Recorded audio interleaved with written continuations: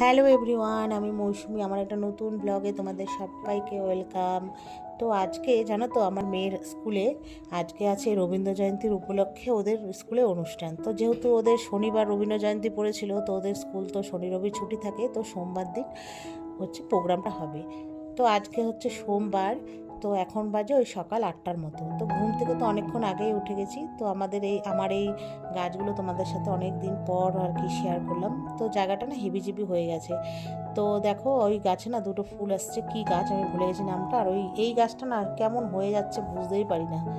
তো যাই হোক, মেয়ে এখানে স্নান টান করে রেডি হয়ে গেছে। আর যে সাজাতে এসেছিলো, ও আমাদের মার বাড়ি ওখানেই থাকে। বিয়ের সময় ওই মানে ভাইয়ের বউ আর কি, ও সাজিয়ে দিয়েছিল। তো আজকে মেয়েকে ও সাজিয়ে দিয়েছে। তো 4 দিন এই নিয়ে সাজাবে ও। মেয়ের নাচের স্কুলও প্রোগ্রামে মানে পরীক্ষার জন্য দেখতেই পাচ্ছ খোপা করেছে ও আজকে এই স্কুলের জন্য, আরেকদিন করবে।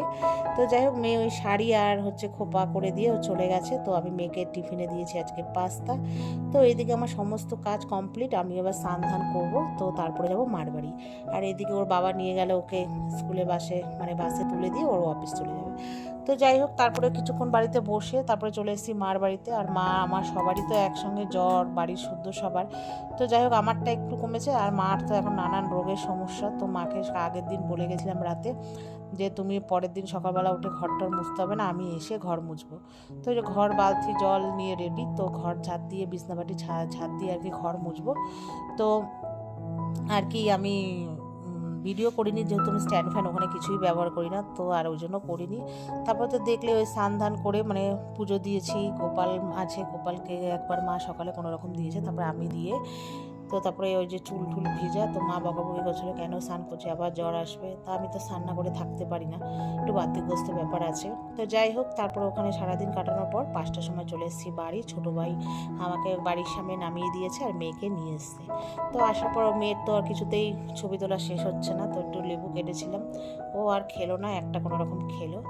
তো তারপরে আর কি বিশ্রাম করলাম, করে আবার মেয়ের ছিল পড়া, মেয়েকে পড়তে দিতে গেছিলাম, ইংলিশ পড়া ছিল। তো দিয়ে আবার এসেছিলাম মার বাড়িতে, যেহেতু মার আবার বিকেল থেকে জ্বরটা শুরু হয়েছে। তো কি করব বলো, বাবা মা দুজনেই অসুস্থ।